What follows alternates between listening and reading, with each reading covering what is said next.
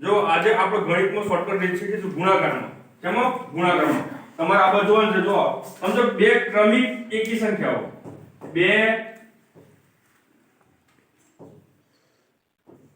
ક્રમિક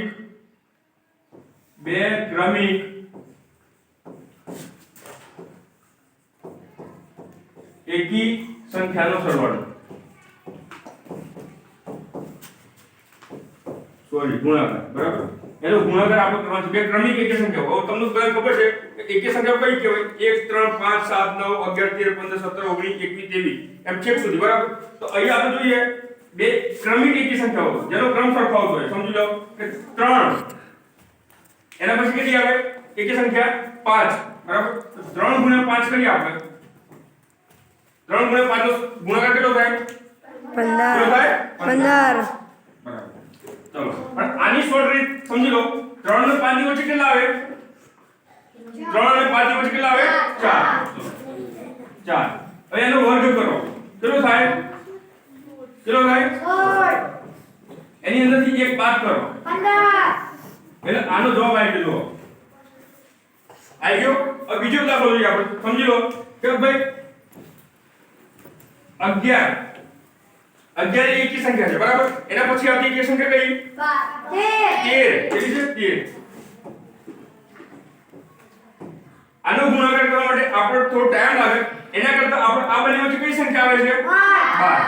એનો વર્ગ કરી નાખો. 144. 12 નો વર્ગ 144. ઓછા 1 કરો. કેટલા આયા? 143. તો આનો જવાબ 143 આવશે. તમે જુઓ ડાયરેક્ટ. કેટલી વાર લાગે? 5 મિનિટ. બરાબર. 5 મિનિટ 5 સેકન્ડ થાય.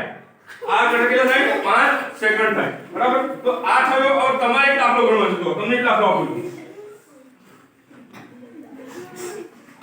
299 ગુણ્યા 301. આનો જવાબ તમારે લખવાનો છે, બરાબર. અને એ જવાબ મારી જોડે ખાલી આ 5 સેકન્ડમાં આવી જશે. એનો જવાબ આવશે 89999. તમે ગણો. આ દાખલો ગણો તમે. ચલો જુઓ, બે ક્રમિક બેકી સંખ્યાનો ગુણાકાર કરવાની ટૂંકી રીત, બરાબર. આપણે બે ક્રમિક આપણે પહેલા જોયું કે બે ક્રમિક એકી સંખ્યાનો ગુણાકાર કઈ રીતે થાય એની શોર્ટકટ ટ્રીક, અને આ બે ક્રમિક બેકી સંખ્યાનો ગુણાકાર કરવાની શોર્ટકટ ટ્રીક. હવે તમને બધાને ખબર છે કે બેકી સંખ્યાઓ પણ અસંખ્ય છે. 2 4 6 8 10 12 14 16 18 20 22 23 24 બરાબર. એક એક અંક વચ્ચે છોડી દઈએ એટલે બધી બેકી સંખ્યાઓ છે, બરાબર.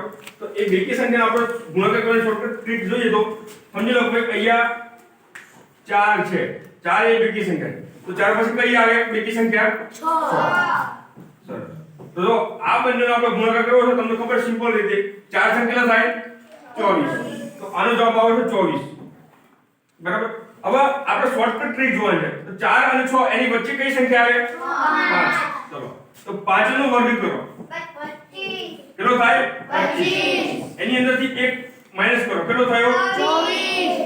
જે આવે એ આવે તો આવી ગયો. તો એવો બીજો આપણો દાખલો જોઈએ. 12 ગુણ્યા 14. 12 ગુણ્યા 14 નો આપણે ગુણાકાર કરવો છે. તો આપણે આની વચ્ચેની શોર્ટકટ આપણે જોઈએ. આ 12 ને 14 કેટલા આવે? 13. કેટલા આવે? 13. આ 13 નો વર્ગ કેટલો થાય? 169. સરસ. તો 13 નો વર્ગ કેટલો થાય? 169. 169 ઓછા 1 કરો. કેટલા આવે? 168. જો આ આનો આપણે ગુણાકાર કરીએ તો 10 કી 0 1 2 2 1 એકા 1 4 2 8 4 એકા 4. આઈ ગયો સર. તો આ એક શોર્ટકટ ટ્રીક છે, બરાબર.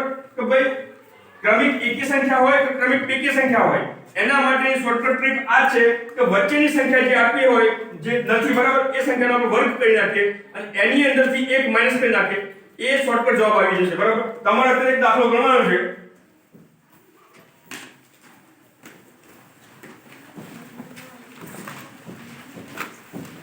300 ગુણ્યા 302.